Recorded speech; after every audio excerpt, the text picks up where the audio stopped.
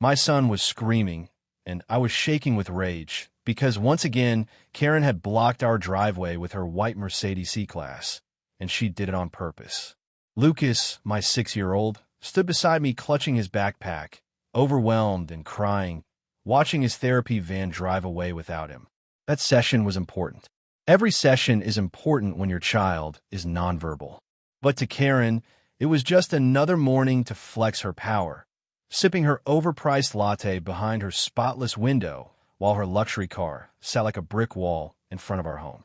That was the moment I stopped hoping she'd stop and started planning how to make her car disappear for good. She thought she could use her title as HOA president to bully us. She thought the rules protected her. What she didn't know was that I'd been reading those same rules, and I found a clause that would take everything from her. This is the story of how I turned a mother's smirk, a blocked driveway, and a white Mercedes into the beginning of her public downfall. And I did it all without touching a single screw on her car. Have you ever dealt with a Karen yourself? Drop your craziest story in the comments. I read every single one. Also, don't forget to subscribe and stick around, because if you've ever dealt with someone like Karen, you're going to love how this ends. The morning started out as normal as any other. I had just poured a cup of coffee and stepped onto the porch with Lucas, my 6-year-old son, who was already dressed and waiting. His therapy van was scheduled for 7 a.m., and he had been especially cooperative that morning, something that didn't always happen. Lucas is on the autism spectrum and has been nonverbal since birth. Getting him ready and calm for early morning appointments takes structure, patience, and consistency. That day, for the first time in a while, everything seemed to be falling into place. We were standing on the porch, side by side. Lucas rocked gently on his feet like he always does when he's anxious but trying to stay grounded. He clutched his little blue backpack to his chest and looked up at me with that silent question he always asks when he's not sure about something. I smiled and nodded. "It's coming, buddy," I said. "Any minute now." I checked my watch. 6:56. Then I looked down the driveway, and my stomach dropped. There was again that white Mercedes C-Class, parked sideways across the apron of my driveway, perfectly positioned to block any vehicle from getting in or out. My pulse quickened, and I muttered something under my breath I'd never say in front of my son if I could help it. This wasn't the first time. It wasn't even the third. It had become a pattern. Karen, our HOA president, had been parking her Mercedes in front of my house more and more frequently. At first, I assumed it was a mistake. Maybe she had a delivery, or her driveway was full. I gave her the benefit of the doubt. But over time, it became very clear this was deliberate. She always parked slightly askew, just enough to make it impossible for a delivery van, let alone a therapy transport, to pull in. And she always did it during the same window of time, between 6:45 and 7:15, right when Lucas's appointments were scheduled. I scanned the street for signs of her, and there she was, just across from us, standing behind the wide, spotless window of her pristine house, holding a mug and watching us. The lights from her kitchen framed her like she was on stage. Her expression was unreadable at first, but then her lips curved upward, just slightly. It wasn't a friendly smile. It was the kind of smirk that tells you someone knows exactly what they're doing and doesn't care who it hurts. I checked my watch again. 6:59. I could already hear the soft hum of the therapy van turning onto our street. Lucas stepped forward, peering out past the porch railing. He pointed. "Van," he whispered, then louder. "Van." His voice had that mixture of excitement and nervous energy that always hit me hard. I tried waving to the driver as he approached, but the van slowed, hesitated, and then stopped in the middle of the street. The driver made eye contact with me and gave me a tired shrug. There was nowhere to pull in. Karen's Mercedes was angled in just the right way to block any possibility of maneuvering around. After a few seconds, the van's blinker came on.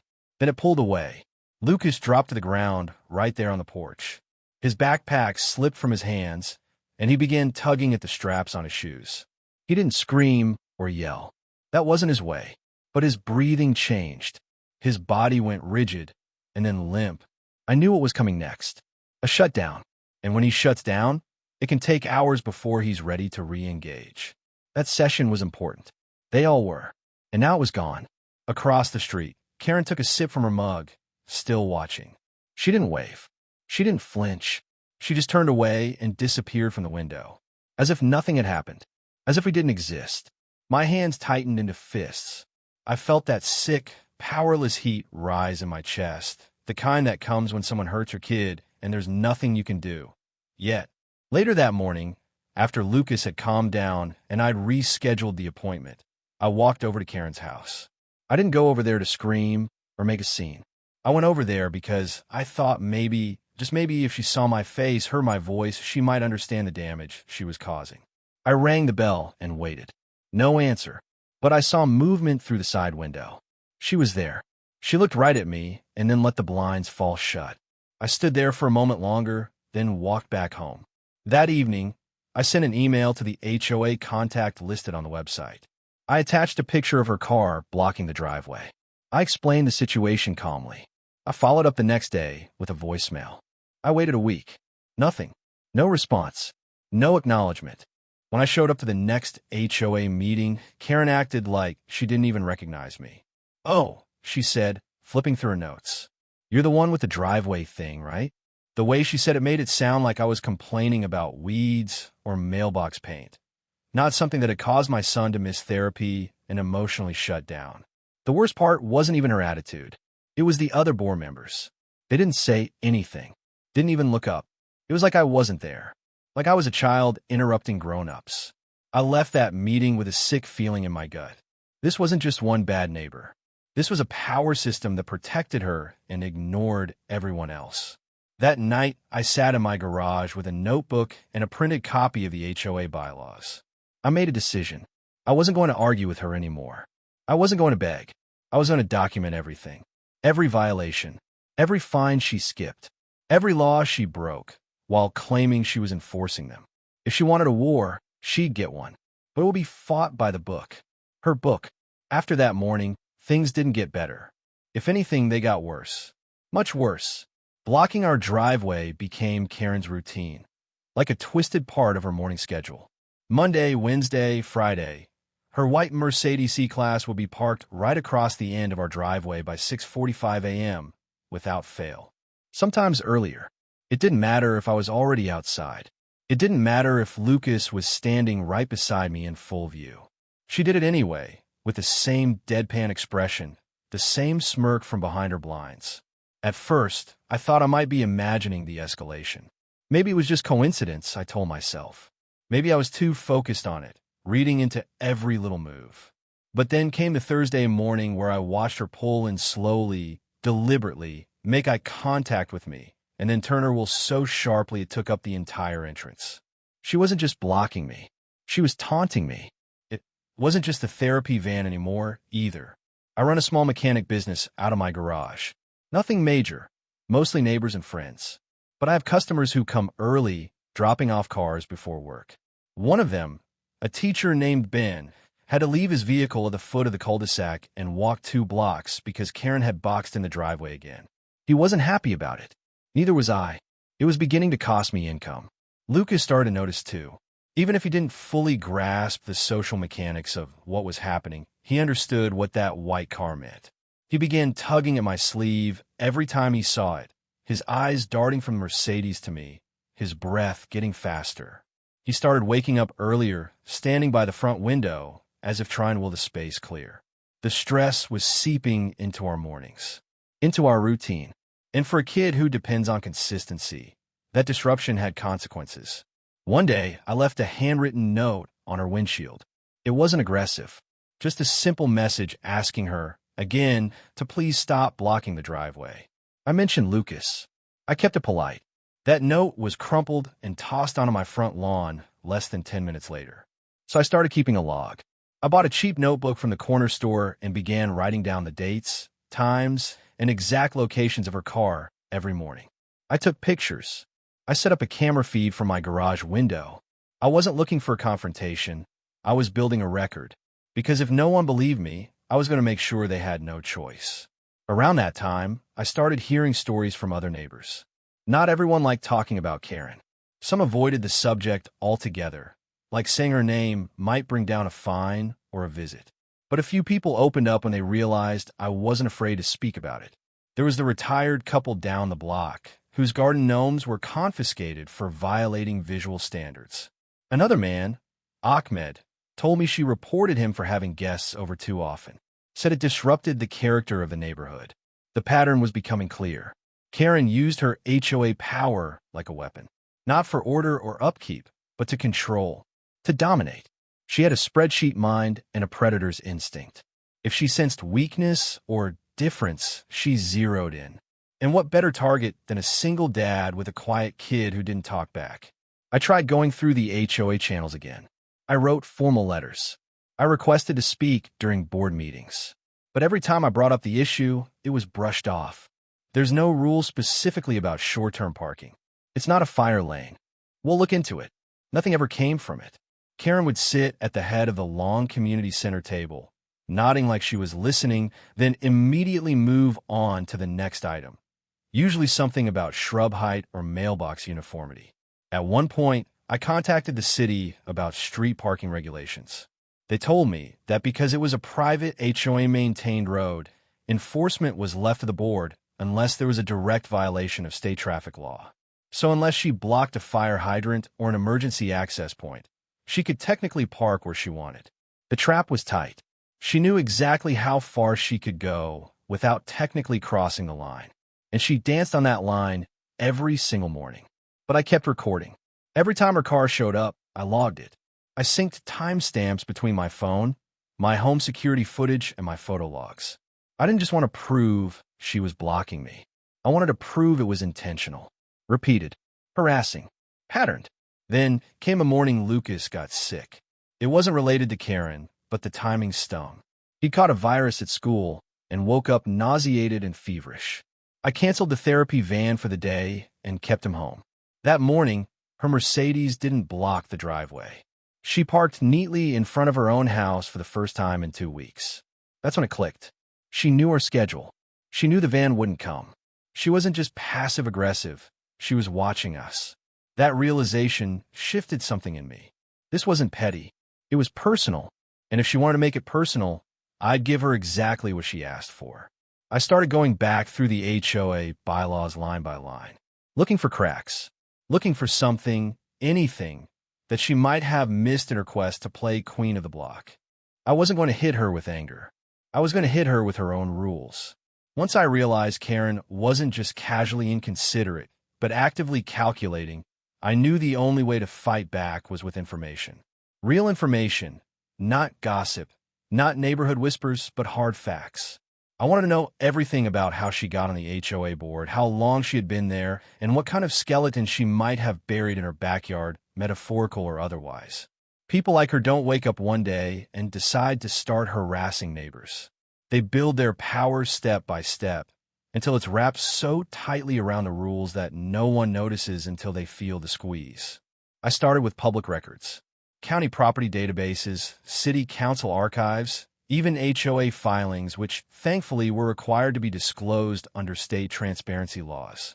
It was tedious work, especially late at night, when I had to split my time between managing Lucas's bedtime routine and sitting at the kitchen table surrounded by highlighters and downloaded PDFs.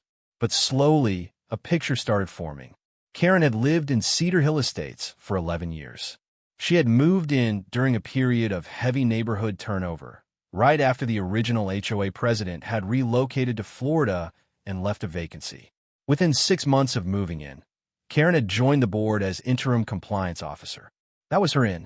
From there, it was a slow, methodical climb. Secretary, treasurer, then vice president. By year 4, she had become HOA president and had run unopposed in every internal vote since.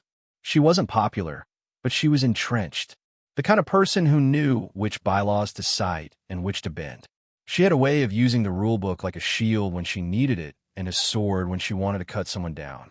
I noticed she had never missed a board meeting in over 7 years. Not one. That told me she liked control. And people who crave control often leave a trail if you know where to look. Then I found something odd. A minor fine from 6 years ago, $100 for unsanctioned exterior lighting modifications. It was a small footnote in the records, just a line item in a list of citations from that year. But what made it stand out was that it had never been resolved. No follow-up, no payment date, just a blank space where confirmation should have been. Every other citation on the list had been addressed and signed off. Karen's was the only one left hanging. I dug deeper. The fine had been issued by a temporary HOA president named Marcia Dunley. I didn't recognize the name, so I asked around. Turns out Marcia had lived at the end of Willow Court and had moved out suddenly a few years ago. I drove down to that part of the neighborhood and knocked on a few doors until I found someone who remembered her, a man named Carlos, whose wife used to do gardening with Marcia. She left fast, Carlos said the board turned against her. Something about a motion she tried to file about parking rules? I don't know, man. After that, she sold her place in under a month and got out. That got my attention. A motion about parking rules? I thanked Carlos and went home. That night, I searched the HOA meeting archives again. Sure enough, there it was, meeting minutes, July 14th, 7 years ago. Agenda item number 6. Proposed restrictions on vehicle obstruction of private driveways. Motion introduced by President Marcia Dunley. The motion failed, blocked 3-1. Karen had voted against it. And the next month, Marcia was gone. Now, I was beginning to understand the game. Karen wasn't just ignoring the rules. She was shaping them, making sure they worked in her favor and burying anything that didn't. And anyone who challenged her seemed to disappear. I began organizing everything. I created a digital folder with sections for HOA votes, complaint logs, visual evidence, and what I was now calling the lighting citation. I also kept a separate file marked witnesses where I listed the names of everyone I spoke to, Carlos Ben, the retired couple, Ahmed, and what they'd told me. I wasn't going to use any of this recklessly, but if I was going to go up against someone like Karen, I needed to have my facts straight. I also spoke to my brother-in-law, who worked as a paralegal for a local firm. I didn't give him all the details, just hypothetical questions. What constituted harassment under HOA law? What about patterns of behavior that impacted a child's access to therapy? Was there precedent for board members being removed? He couldn't give me legal advice, but he pointed me in the right direction. I learned that most HOAs include a clause that allows for board member recall. It's rarely used, and it requires a lot. Usually a petition signed by a percentage of homeowners and a vote at a special meeting. But it was real. It was possible. Karen wasn't untouchable. She just counted on the fact that most people didn't know how to touch her. The next day, Karen's car was in the same spot again, angled like it was daring me to make a move. I stood in the garage, watching her through the window. My camera had captured it all. The timestamps, the placement, the clear obstruction. But now, for the first time, I wasn't furious. I was calm, because I knew I had started building something stronger than her car or her smile. I had the truth. I had the pattern. And soon, I'd have a plan. Once I had the pattern, the documents, and a clear understanding of how Karen operated, it was time to stop reacting and start acting.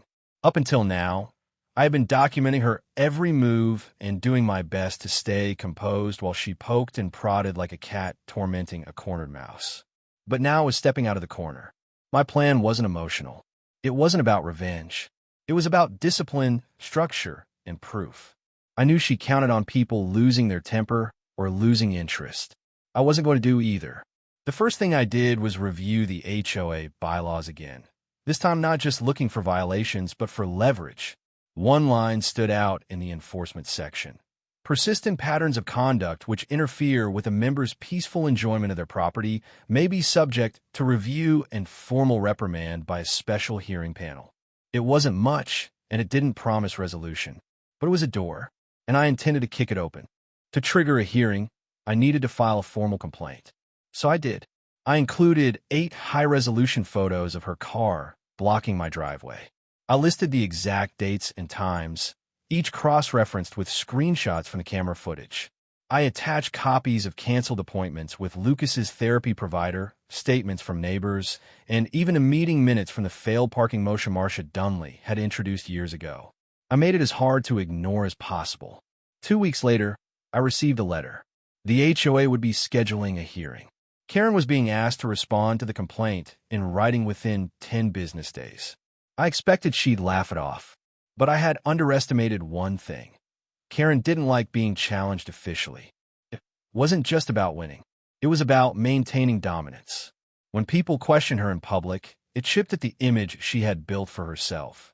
Almost immediately, I began noticing her behavior change.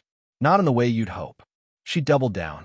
One morning I walked outside and found a warning slip taped to my garage door. Alleged unauthorized vehicle maintenance. The note referenced a line buried deep in the bylaws about commercial work conducted on residential property. I wasn't running a business out of my garage, at least not in a way that violated code. But she was trying to throw mud, hoping some of it would stick. The next week, I got another slip, this time for excessive noise. That one was almost laughable. Lucas and I live quietly. If anything, we're the most silent house on the block. But Karen had figured out how to weaponize the rule book, and now she was trying to overwhelm me with paper cuts. But I didn't bite. I didn't file counter complaints. I didn't send angry emails. I just added those notices to my growing archive. I logged everything. Because at that point, the game had shifted. This wasn't about whose version of the truth would win. It was about who had evidence. I had a binder that could hold up in front of any committee, judge, or neighbor.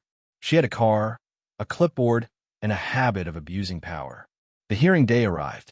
It wasn't a courtroom, just a repurposed community room with folding chairs and a long plastic table. But it might as well have been the Supreme Court. 3 HOA board members not directly affiliated with Karen had been assigned to the panel. I wasn't allowed to bring legal counsel, but I didn't need one. I had my timeline, my photos, my documentation. When I laid it all out on the table, there was a moment, just a beat, where I saw one of the panelists glance at Karen, then back at me. Karen did what she always did. She smiled politely. She used soft language. She explained that she was simply parking temporarily, that she had no idea her vehicle caused inconvenience, and that she would absolutely take care to avoid further misunderstandings. She even apologized, carefully, conditionally, in that way people do when they're not sorry at all. But the panel didn't brush me off. They asked questions. They looked at the timestamp photos. They read the provider letter showing Lucas's missed appointments. They reviewed the neighborhood complaints I had collected. And after 45 minutes of discussion, they told me the panel would be issuing a written statement within the week. When that letter arrived, I didn't open it right away. I just stared at the envelope, sitting in the mailbox like a sealed verdict. Part of me didn't want to know, not because I feared losing, but because I was tired. Tired of spending my evenings cataloging photos instead of playing with my son. Tired of writing complaints when I should have been resting. But I owed it to Lucas to see this through. The board issued a formal warning to Karen. Nothing too dramatic. No fine. No forced removal. But it was public. It was on the record. And it was the first time, ever, that someone had held her accountable. In our little neighborhood, that meant more than it sounded. Because from that day on, everything she did was watched. Everything she ignored was noted. The aura of invincibility around her cracked. And me? I didn't celebrate. I didn't gloat. I just quietly rolled up the driveway one morning with Lucas in the passenger seat. And for the first time in months, the space was clear. No Mercedes. No glare from the window. Just a driveway like any other. That morning, Lucas looked up at me and smiled. Not the nervous kind, but a full smile. The kind that said he felt safe. That's when I knew the script had changed. And I wasn't done writing it. The warning letter had an effect, but it didn't change everything overnight. Karen's white Mercedes was no longer blocking my driveway, but the feeling of being under a microscope didn't vanish. If anything, she became more covert, more cautious, but also more unpredictable. I would see her pause at the end of the street, engine running, windows up, eyes scanning the block. Sometimes she'd circle the cul-de-sac and pull into her driveway, as if calculating her next move. It wasn't over. It had just shifted. But what Karen didn't expect was what happened next. Not from me, but from the people around us. Because the hearing didn't just put her on the record. It woke the neighborhood up. Word got out fast. At first, just a few people reached out quietly. A text from Ben, the teacher, heard about the hearing. About time. Then a voicemail from Mrs. Galvez down the street, thanking me for standing up to that woman. A week later, A couple I'd barely spoken to before approached me while I was putting the trash out and said, "We've been waiting for someone to call her out." Stories began to surface, stories that had nothing to do with my driveway, but painted a very familiar picture. There was the young family at Lot 18 who received 3 citations in a single week for a kid's chalk drawing on their sidewalk, a tricycle left out overnight, and an inflatable pool that supposedly violated water conservation guidelines. There was the quiet older man, Greg, who said Karen once filed a noise complaint against his TV while he was away visiting his daughter in Phoenix. All of it added up to one thing. Karen had a pattern, a long-standing, methodical pattern. I didn't ask for these stories, but they kept coming. People were fed up. They'd always assumed there was nothing they could do. Karen held the rules. She controlled the fines. She chaired the meetings. But now that someone had pushed back and survived, they felt like maybe they could speak up too. Then, something happened that took things to another level entirely. An envelope was slipped into my mailbox. No stamp, no return address. Just my name printed in block letters. Inside were 2 photocopied pages of what looked like internal HOA communications, emails between Karen and the board's treasurer from last year. They weren't obviously incriminating, but one line stuck out like a nail in a tire. Karen had written, "Let's delay the vote on the maintenance contract. Brad's cousin will be submitting a bid soon, and I'd prefer to keep it in-house." It looked like favoritism, maybe more. If she had steered a contract to a personal contact, that was a major violation. I didn't know who sent the documents, but someone clearly wanted me to have them. I filed them away, added them to the binder, and flagged the names mentioned. The next day, I called a neighbor named Joan who had once served briefly as the HOA secretary before resigning. We met at a cafe outside the neighborhood. She brought her own folder. Over black coffee and too many side glances, Joan explained that Karen had slowly centralized all decision-making over the last few years. Meeting minutes were often altered after the fact. Budget approvals were vague and rushed. Contractors were often chosen with minimal documentation. "I left because I couldn't take it anymore," she said. "I didn't want to be part of it, but no one would listen. I listened. I took notes. I asked questions."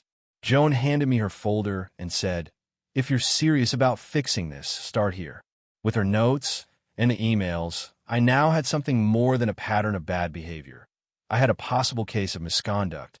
I spoke to another neighbor who worked in municipal administration. They confirmed that if an HOA president directed funds to a contractor with personal ties and didn't disclose it, it could be grounds for forced resignation or even legal action, depending on the state statutes. I wasn't naive. I knew this wasn't going to be solved by a single revelation, but it added fuel to the movement that was now quietly growing around me. People started organizing, informal gatherings, side conversations in driveways, shared folders online. It was never loud or confrontational, but it was persistent. Someone created an anonymous tip line. Another neighbor made copies of old HOA budgets and started looking for discrepancies. What used to be a community controlled by one woman had become a community taking itself back. And still, Karen acted like none of it touched her. She walked her small white dog past my house like clockwork, sunglasses on, face unreadable. She waved to people who didn't wave back. She stood at her mailbox longer than necessary, likely watching the street more than checking for letters. But now, she wasn't feared. She was tolerated. And when a tyrant is tolerated instead of feared, their power is already slipping. I didn't share everything I had yet. I held onto the strongest pieces for the right moment. Not to ambush her, but because timing matters. People need to be ready to see the truth before you drop it in front of them. That time was coming. I could feel it.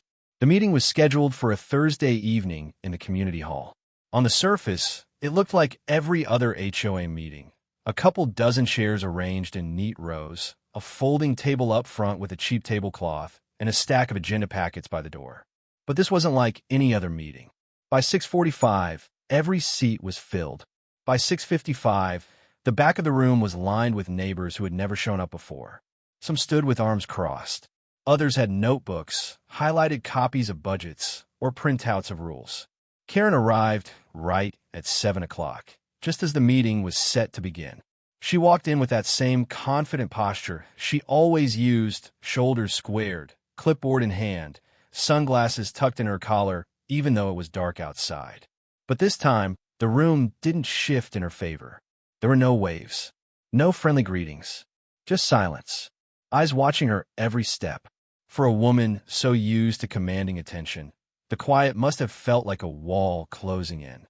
She took her seat at the center of the table and looked out at the room, probably hoping to find a few familiar faces to ground herself. What she saw instead was unity.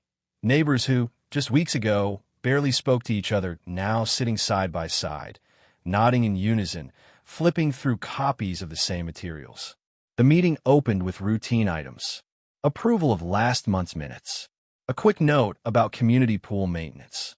But when the agenda moved to community concerns, the room shifted. I stood up first. I didn't yell. I didn't accuse. I just presented. I began with the photos of Karen's Mercedes C-Class blocking my driveway. Each time-stamped, each matched with a record of a missed therapy session for my son. I explained how I had filed complaints and documented responses. Then, I handed over printed copies to each panelist. I moved to the next set of documents. Emails showing her communication with the treasurer, suggesting delays to allow a relative to bid on a maintenance contract. Then came Joan's notes. And finally, a signed petition from over half the homeowners, requesting a formal review of Karen's position as HOA president. Karen didn't say a word during my presentation. She leaned back in her chair, arms folded. When I finished, I looked straight at the board, not at her, and said, "We're not asking for conflict.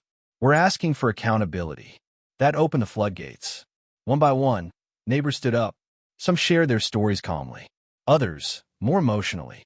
The couple from Lot 18 described how their kids were afraid to play outside because of constant warnings. Greg recounted the fabricated noise complaint. Joan spoke clearly about the financial irregularities she had seen before stepping down from her role. Karen finally spoke when it was clear the room had turned against her. She stood slowly, smoothing the front of her blouse, and addressed the crowd like she always did. Measured tone, rehearsed phrases. "I understand that some of my decisions have not been popular," she said, "but I have always acted in accordance with the bylaws and in the best interest of this community." She tried to frame the opposition as a misunderstanding. "Sometimes leadership means enforcing rules that are inconvenient," she added, "but necessary." But the room wasn't buying it. No applause, no nods, just a long silence that made every word echo like it was hanging in midair. For the first time, she looked unsure of herself. Then the treasurer, who had remained quiet the entire time, cleared his throat. He stood up and said, "I'd like to speak as well." And what he said changed everything. He admitted that he had received multiple emails from Karen over the last year, directing how and when certain contracts should be reviewed. He said he felt uncomfortable with some of her requests, but hadn't pushed back, assuming they were within protocol. Now, having seen the full scope of concerns, he said he could no longer stay silent. After that, the board announced they would go into a closed session to review all submitted materials and return with a decision regarding Karen's standing as president.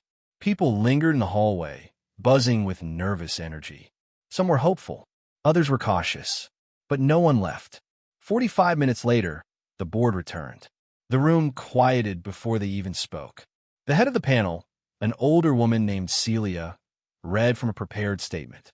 After reviewing the submitted evidence and hearing testimonies from community members and board officers, we find sufficient cause to remove Karen Middleton from her position as HOA president effective immediately.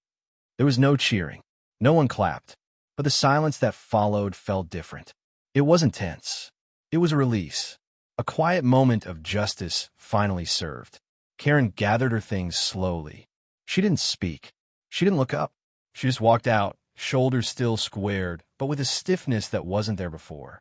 The power she carried like a second skin had peeled away, layer by layer, right in front of everyone.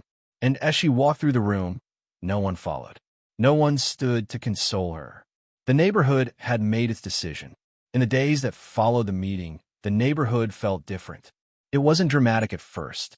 No banners, no celebrations. But something had shifted in the way people moved. Driveway conversations lasted longer. Kids played outside more often. The air felt less tense, like a pressure valve had been quietly released. For the first time in a long while, people stopped looking over their shoulders when taking their trash out or leaving a porch light on too long. Karen's house, however, became the quietest spot on the block. No HOA emails, no patrols, no early morning walks with her tiny dog. And, most noticeably, her white Mercedes C-Class was gone. At first, people assumed she'd parked it in her garage, maybe laying low out of embarrassment. But by the third day, a few neighbors began to whisper. Had she left? Had she been forced out? The blinds remained shut, the driveway stayed empty, and not a single HOA bulletin had been issued since her removal. On the fifth day, a for sale sign appeared on her lawn. No announcement, no goodbye, just a wooden stake driven into the dirt like a silent resignation letter. She hadn't spoken to anyone, not even the board. I later learned she'd sent a one-line email formally withdrawing from all remaining HOA responsibilities. No explanation, no apology, just a clean break. The realtors came and went quietly. A locksmith changed the front door's hardware the following week. The Mercedes never returned. Someone said they spotted it in a dealership lot across town, listed for resale. Someone else said she moved back in with a sibling near the coast. No one knew for sure, and honestly, no one cared to dig too deep. The neighborhood had begun healing, and digging into Karen's next chapter didn't feel worth the energy. With her gone, the HOA had to be restructured. An interim president was appointed, Joan. She didn't want a job long-term, but she agreed to serve until a fair election could be held. One of her first moves was transparency. Monthly newsletters, published budgets, and open invitations for community input. At the next meeting, attendance was even higher than the one where Karen was removed. Not because people feared what might happen, but because they finally believed they could be heard. As for me, I didn't stay at the center of things. I didn't run for a board seat or start any campaigns. I just kept to my routine. Lucas's therapy appointments returned to their normal schedule. The van came, parked, and left without obstruction. Our driveway, once a battleground, became just another stretch of concrete again. And that was enough. I did receive a letter, though. It came about 2 weeks after Karen's departure, handwritten, no return address. The writing was familiar, tight, slanted. It simply said, "I hope you're proud. You got what you wanted." No signature, no threat, just that sentence. I showed it to Joan and a few others, just in case, but we agreed it wasn't worth pursuing. If that was the final message Karen had for me, then so be it. Ironically, it didn't feel like a victory. Not in the way you might expect. There was no rush of satisfaction, no triumphant feeling. Just quiet, calm. My son smiling as he climbed into the van. My neighbors waving without hesitation. A cul-de-sac that no longer felt like a minefield. I did keep the binder. Every photo, every document, every letter, organized, labeled, preserved. Not as a trophy, but as a reminder. Power, left unchecked, festers. But accountability, slow, steady, and backed by facts, can break even the strongest grip. I didn't destroy Karen. I didn't humiliate her. I just refused to back down. And in the end, that was enough to change everything. Months passed. The house was eventually sold. A young couple moved in, teachers, I think, with a baby on the way. They painted the shutters a lighter color, added a swing to the front porch. Life returned. Not perfectly, but peacefully. And every time I saw them wave from that same driveway where a white Mercedes once sat like a wall, I remembered the lesson Karen never did learn. You don't own a neighborhood just because you park in the middle of it.